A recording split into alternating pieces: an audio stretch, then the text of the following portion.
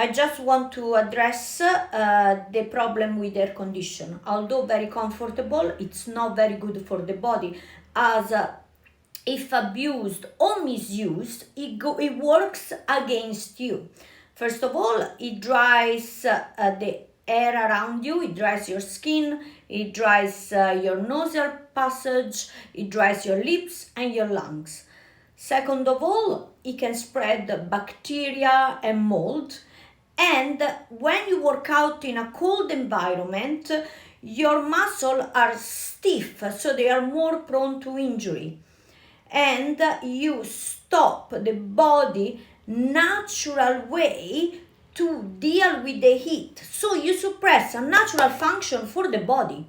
And also you decrease the body ability to sweat. So your detox process is much slow or inexistent, while it is important while you work out to sweat to increase body detoxification. Yes? So also, if you work out in a warm environment, your muscles are more supple, more flexible, they move better with much more flow and freedom.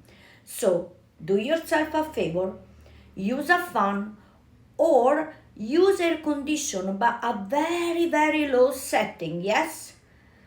Trust Franci.